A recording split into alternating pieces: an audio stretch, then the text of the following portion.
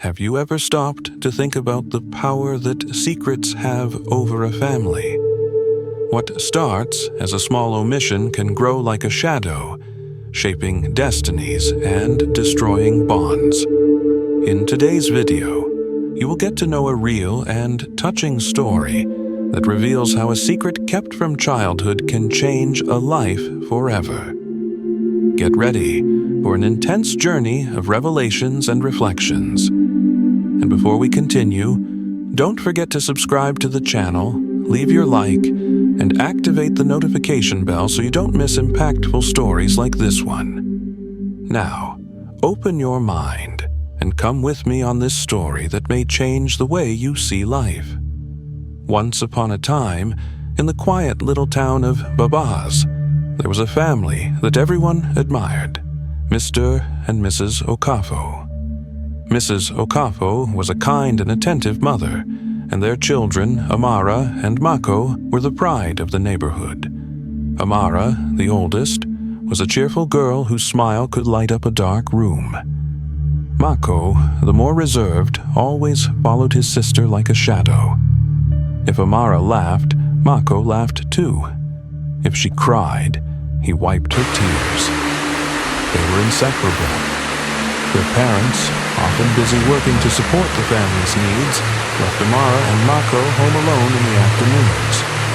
They played together, telling stories to each other, and sometimes just sat in silence. At night, they shared the same bed, whispering their dreams and fears to one another. One afternoon, Mako burst into Amara's room, his eyes shining with excitement. "Amara, look what I got," he said, brandishing a shiny smartphone their father had recently bought for him. That day, Mako had taken it to school, where older boys showed him how to visit strange places on the internet, especially on certain adult websites. "What's this?" Amara asked, always curious. "Look," replied Mako, climbing onto her bed. He opened the phone and showed her a video on the screen displaying strange images of adults doing things neither of them understood. Amara frowned. "What is this? What are they doing?" she asked. "I don't know," Mako replied with a smirk, "but it's funny. It makes me feel good. Let's take a look."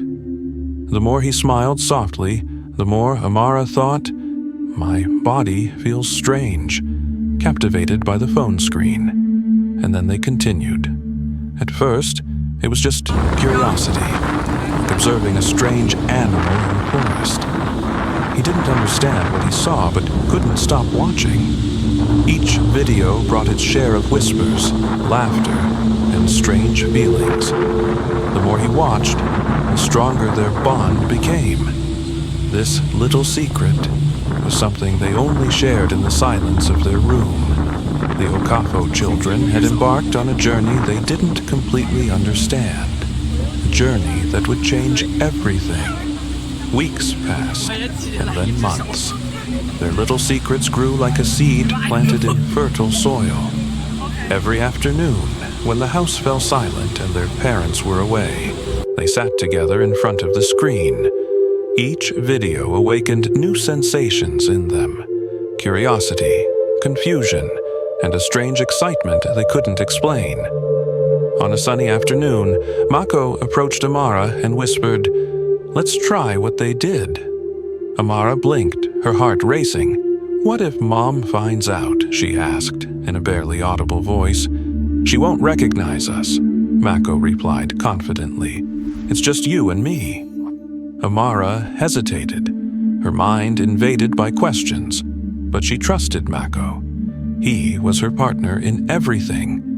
She nodded slowly, and they decided to imitate what they had seen. At first, it felt like a game, just a silly game. Amara lay down on the bed, smiling, and Mako positioned her just like in the videos.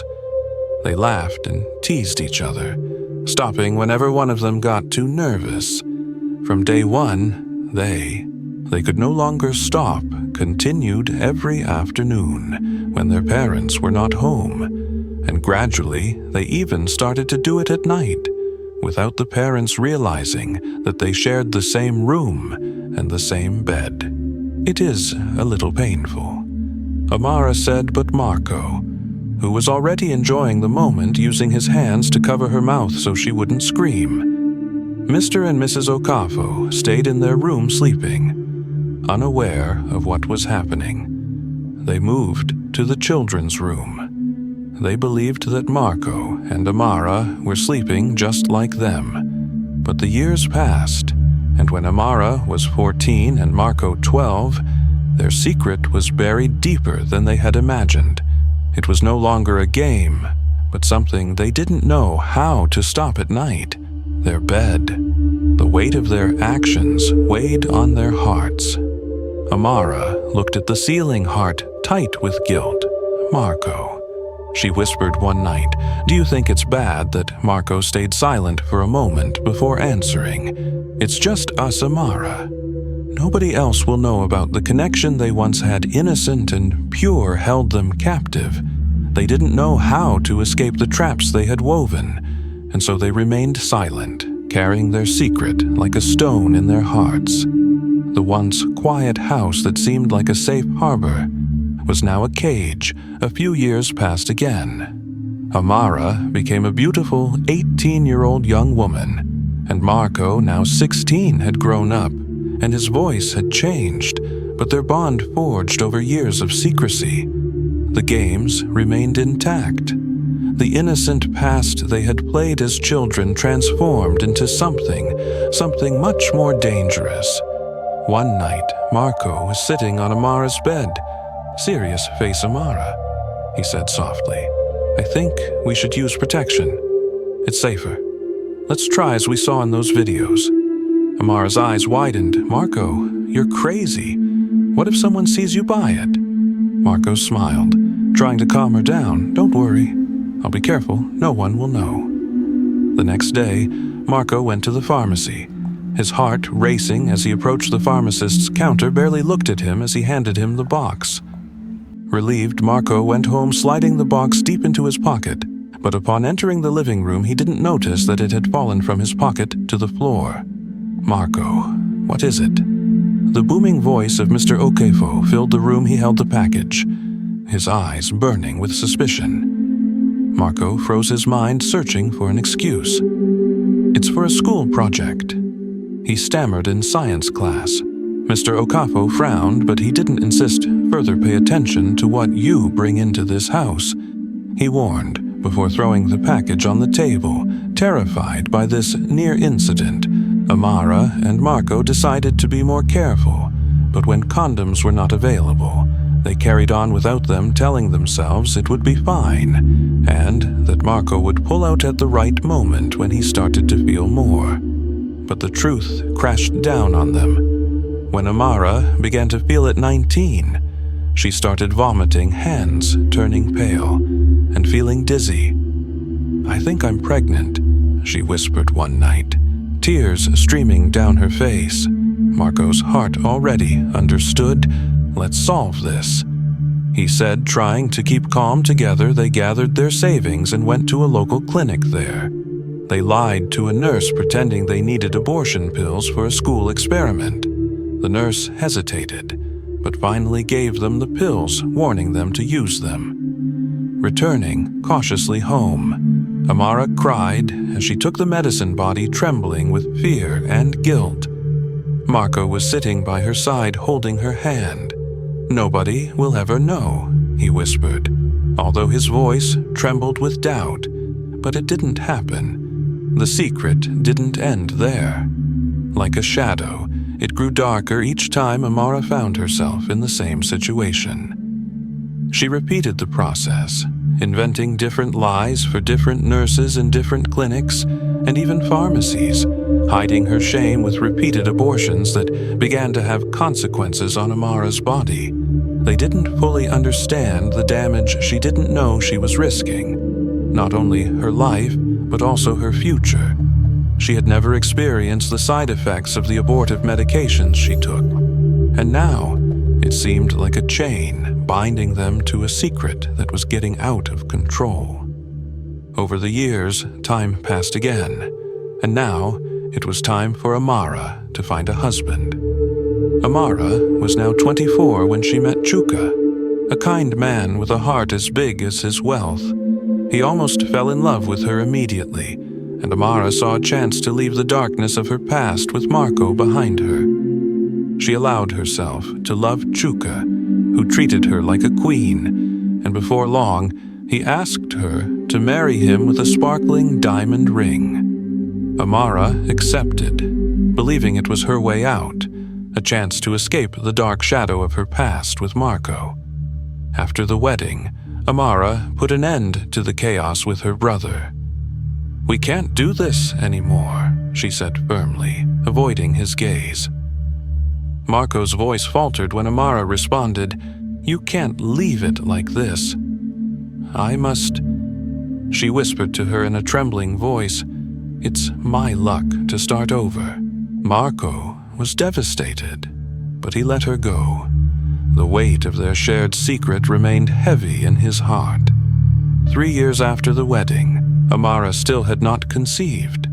Chuka, wanting children, remained patient, but whispers began. Her worried parents turned to prayer and fasting, even seeking a prophet who gave them holy water to give to Amara for fertility. But nothing worked. "Let's consult a doctor," suggested Chuka one day, his voice soft yet insistent. Amara hesitated, but she agreed.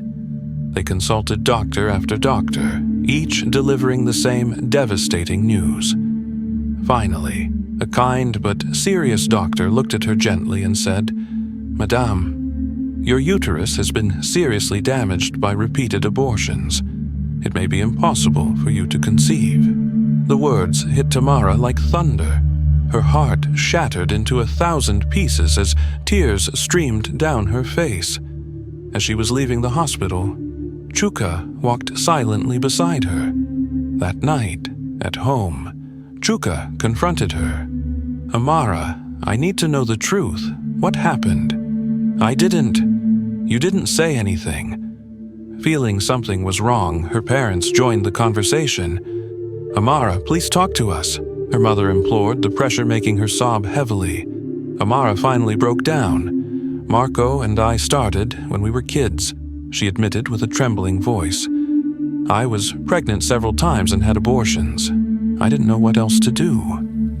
Her mother's cries filled the room, raw and heartbreaking. "My God, my children!" she screamed, clutching her chest. Her father remained frozen, his face pale as if his whole life had left him. Chuka stared at Marin, his expression mixed with shock and betrayal. "You hid this from me all these years." "I'm sorry," murmured Amara, almost inaudible through her tears. "I didn't know how to tell you." The once happy home was now overwhelmed by pain, anger, and silence. The truth, buried for so long, finally erupted into daylight, and its weight was unbearable for everyone. The air in the room was thick with silence after Amara's confession.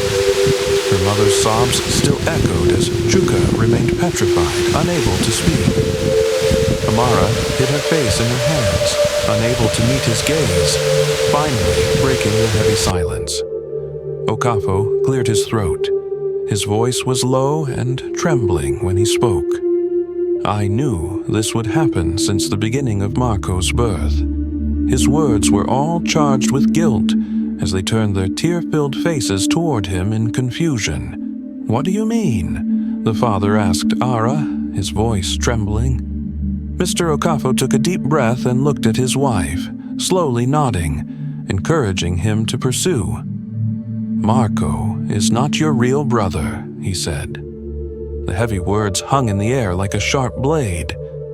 Amara's mouth opened widely in shock as Marco's eyes widened in disbelief. Okafo then spoke again, his voice soft but overwhelmed with pain. "After your birth, Amara, I couldn't have more children. The doctors said my uterus was too fragile, but your father's family demanded a child. He said that if I didn't give him a boy, he would pursue other means." She stopped, tears streaming down her face. We were desperate, so we adopted Marco.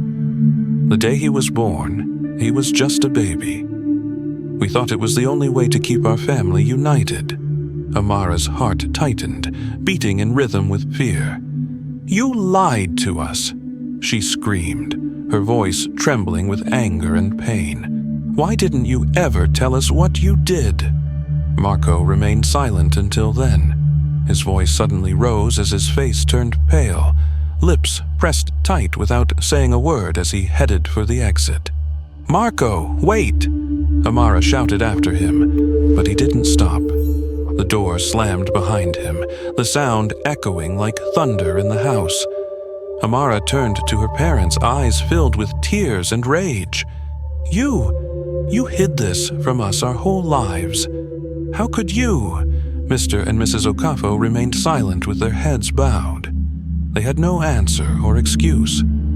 What they thought was a way to protect their family had instead destroyed the once warm and laughter-filled house, now cold and broken. The weight of these two terrible secrets had shattered the foundations of the Okafo family, leaving behind only pain and lament. The days that followed the confession were marked by silence and sadness. Chua, who once adored Amara, now looked at her with cold eyes. He couldn't forgive the lies, the secrets, and the darkness hidden behind them. "I thought I knew you," he said one night while packing, "but I can't live with this with you." Amara fell to her knees, tears streaming down her face. "Chua, please don't leave me," she pleaded, but he made his decision. He left their home, leaving Amara alone with her broken heart. Marco couldn't bear the weight of the truth and the shame that she carried. It was too heavy for him. One night, without a word to anyone, he packed his belongings and left. He didn't tell anyone where he was going. He simply disappeared, leaving behind only the family he had once known. In the Okafo home, once warm and lively, it felt like a cemetery. Mr. and Mrs. Okafo, consumed by guilt, spent the day in silent prayer. "God, forgive us," Mrs. Okafo whispered repeatedly, her voice trembling with sadness. "We tried to protect our family, but we only destroyed it." Amara was now alone and childless. After her days of enjoying every decision she made, the laughter she had shared with Marco was gone, overshadowed by the secrets he kept and the lies he told. All of this haunted her like a shadow from which she could not escape. Her body, weakened by years, reminded her daily of choices she would never be able to cancel. The once admired Okafo family, known for their closeness, had been torn apart by secrets, and their silence became a warning whispered in the neighborhood, a tale of what happens when parents fail to guide their children and when secrets are left to fester in the dark. This story is a reminder that no matter how carefully secrets are guarded, they will always find their way to the light.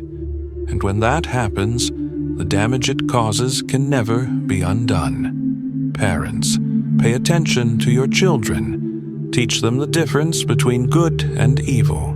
Protect them not only from the world, but also from the dangers that exist. I hope you enjoyed the story. Please like the video, comment on what you learned from this story, and don't forget to subscribe for more enchanting tales. Thank you.